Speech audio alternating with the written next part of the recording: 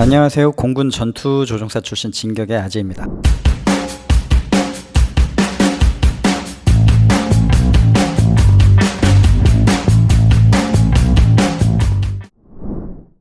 라이트 플라이어를 시작으로 개발되기 시작한 항공기는 제1차 세계대전을 통해 급속도로 발전합니다만 문명의 이기는 때로 문명을 파괴하는 도구로 쓰이게 되죠.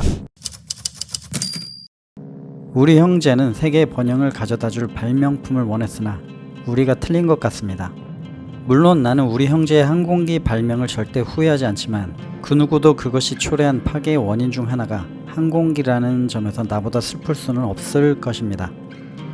나는 그 불로 인한 모든 끔찍한 피해에 대해 후회하고 있지만 그 불로서 할 수 있는 수천 가지 좋은 일을 생각한다면 인류 전체에게는 이득이라고 생각합니다.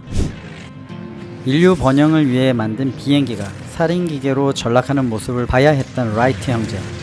인간을 위해 불을 훔쳤지만 대가보다는 벌을 받아야 했던 프로메테우스에 대비하여 그의 마음을 표현한 듯합니다. 이제 비행기는 인간을 날 수 있게 도와준 낭만적인 것에서 인류를 파괴하는 도구가 되어가고 있었습니다. 제1차 세계대전 시 독일 제1의 에이스 만프레드 리히트호펜. 만프레드 리히트호펜 다음으로 적기를 많이 격추한 독일의 에이스 에른스트 우데트라는 이름을 들어보셨나요? 역시 1등만 기억하는 더러운 세상이죠. 그러나 1차 세계대전에서 리히트호펜은 죽었고 우데트는 끝까지 살아남습니다. 전쟁이 끝난 뒤에 우데트는 미국을 여행하게 되는데 우연히 미 해군 항공대 급강화 폭격 훈련을 목격하고는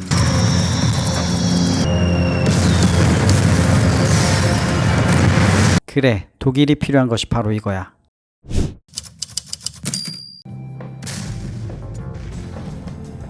제1차 세계대전, 참호와 철조망, 불 뿜는 기관총, 그리고 포병의 포탄 세례. 이 방어선을 돌파하기 위해 엄청난 인원에 의한 재파 공격이 시도되지만 연합국, 독일 모두 엄청난 인명 손실만 반복되죠. 이를 돌파하기 위해서 독일군이 포병의 탄막 사격을 동반한 기습 공격을 시도하여 성과가 있는 듯 했는데 포병의 사정거리의 제한으로 충분한 화력을 제공하지 못했고 독일의 전술을 간파한 프랑스의 방어 전술에게 이것도 무력화되고 말죠.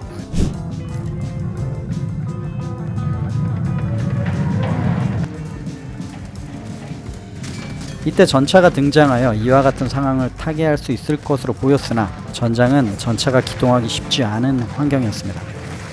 이때 나타난 전투기들, 적 방어선을 쉽게 돌파하며 하늘에서 종횡무진 활약을 했으나 항공기 기총은 화력이 약해서 결정적인 돌파구를 만들지 못했고 중고도에서 투하되는 폭격기 폭탄은 정확도가 떨어져서 전술적 효과를 발휘하기 어려웠고 정확한 폭격을 위해서 낮게 비행을 하면 대공포의 밥이 되기 십상이었죠.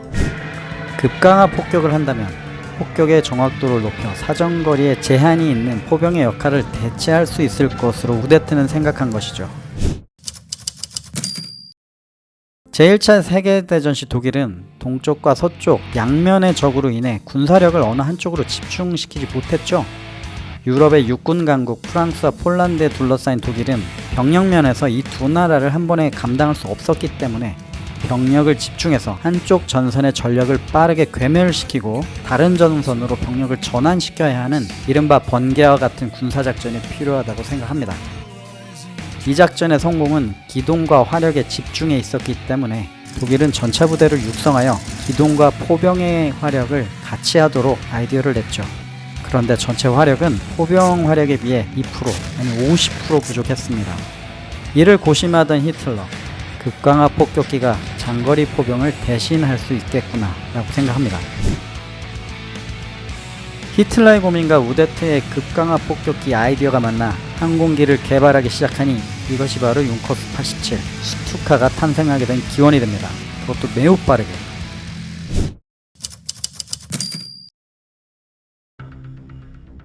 오직 급강화 폭격을 위한 단일 목적 디자인. 2300피트 고도에서 80도 이상의 강화각으로 폭탄을 투하하는 극강화 폭격 전술. 표적 반경의 30야드 이내로 폭탄을 투하할 수 있었기 때문에 수평 폭격보다 정확도 면에서 확실히 향상될 수 있었는데 일반 목적 폭탄의 경우 투하되면 폭탄이 중력의 영향을 받아 포물선을 그리며 떨어집니다.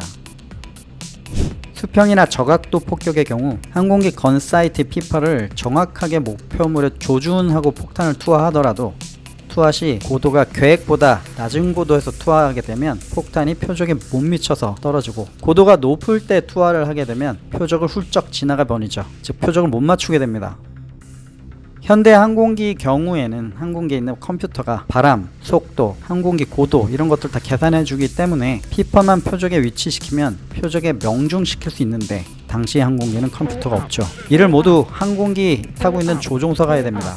고도, 속도 계산하면서 동시에 피퍼를 표적에 조준해야 했던 거죠.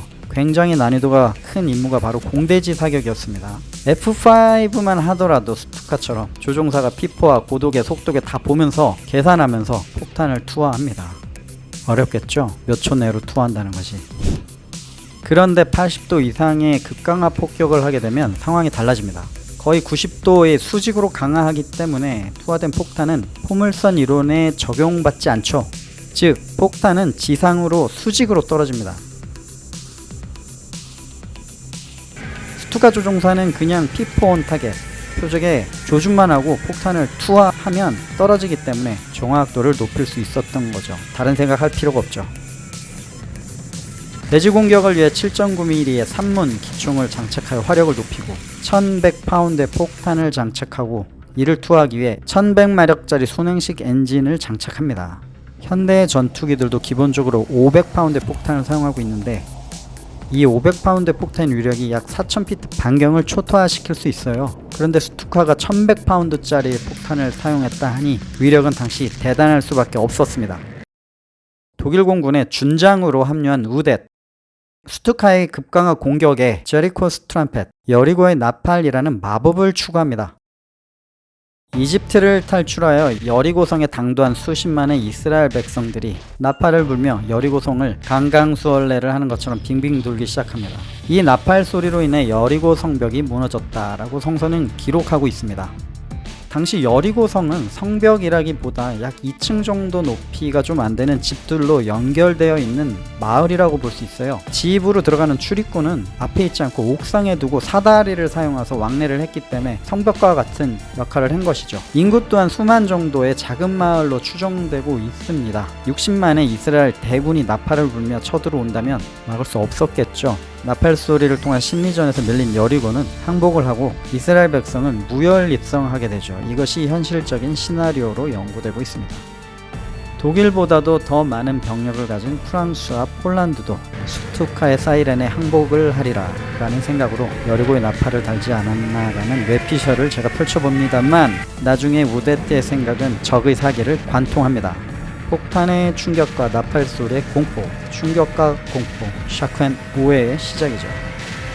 갈매기 형태의 날개를 가진 스투카, 동체에서 시작되는 날개 인보드, 날개 안쪽이 아래쪽으로 쳐져 있죠. 아래로 처진 하반각을 가진 날개의 항공역학적인 특성은 기동성을 좋게 만들어줍니다. 하반각 날개를 채택하여 항공기의 기동성을 증대시키고, 아웃보드를 보시면, 즉 날개 바깥쪽을 보시면 상반각 날개를 채택하였죠. 상반각 날개는 항공기의 안정성에 도움을 줍니다. 즉 두 개의 날개 조합은 급강하를 해야 되는 특성상 초기에 급격한 롤 기동이 요구되는데, 빠른 롤 기동을 위해서 하반각 날개가 기동성을 좋게 하는 작용을 하다가 항공기가 90에서 135도 이상의 뱅크 자세가 이후 다시 수평 자세로 돌아올 때 외측의 상반각 날개가 항공기의 롤 회복을 도와주게 되는 구조로 디자인되어 있죠. 기가 막힌 항공역학적 설계였죠. 80도 이상의 각도로 강하를 하면 항공기의 속도는 엄청 빠르게 증속됩니다. 특정 속도를 넘어가게 되면 이 속도는 되려 항공기의 구조적 손상도 줄 수 있죠. 그리고 폭탄 투하의 리커버리, 강하각에서 수평 자세로 돌아오는 과정에서 땅에 부딪히지 않아야 되죠. 엄청난 G포스가 요구됩니다. 그런데 속도가 적다면 적은 G포스로도 리커버리가 가능하기 때문에 스투카 디자이너에게는 속도를 늘어나지 않는 것이 숙제였죠. 그래서 스투카의 랜딩 기어를 보세요. 고정되어 있죠. 접히지 않습니다. 랜딩 기어 자체가 엄청난 항력으로 작용해서 속도가 불어나는 것을 막아주는 역할을 하고 있죠. 즉 스투카는 오직 극강화 전술을 위해 설계된 디자인을 가지고 있습니다. 이 모습을 보고 독수리가 먹이를 채가는 자세다, 하늘에 나는 괴수와 같다라는 평을 받고 전쟁 초기에 엄청난 인기를 끌죠. 그런데 랜딩기어를 접지 못하기 때문에 속도 증속에 문제가 있어서 2차 대전 후반기에는 적 전투기의 손쉬운 사냥감으로 전락합니다.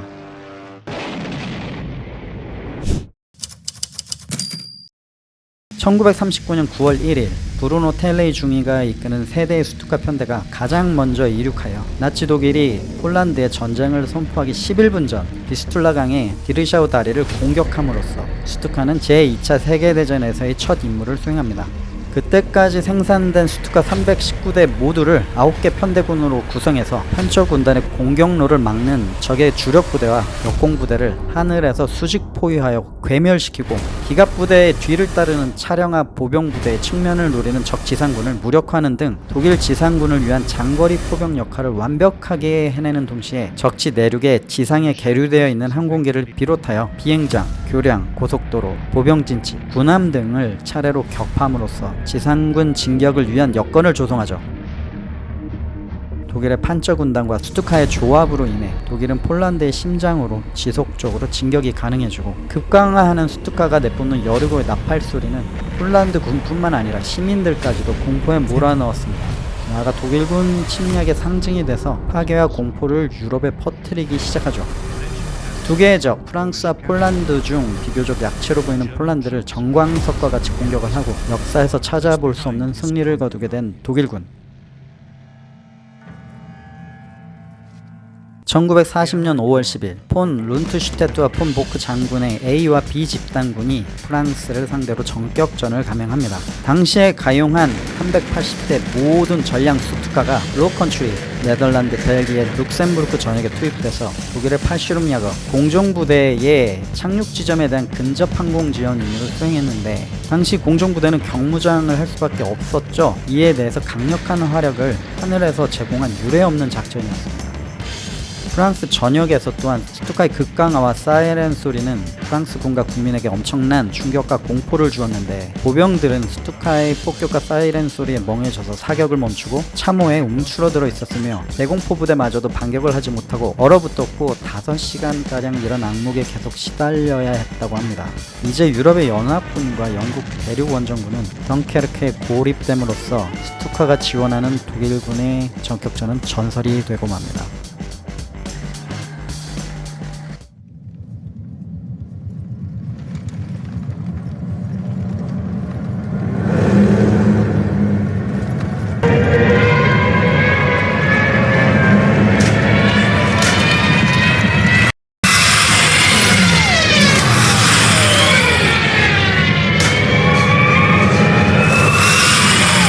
이제 유럽을 거머쥔 히틀러의 거만한 눈은 영국을 향합니다. 루프트와페의 사각날개 전투기와 스투카는 영국 대륙을 향해 기세등등하게 출격을 하고, 최후의 영국에서는 둥근 날개로 무장한 하늘의 기사들이 최후의 결전을 위해 날아오릅니다.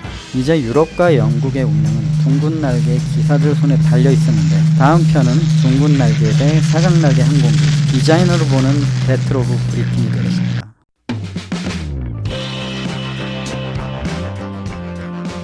오늘 저는 여기까지 진격했습니다. 언제나 늘 항상 윙맨님들의 검승을 기원드립니다. 안녕.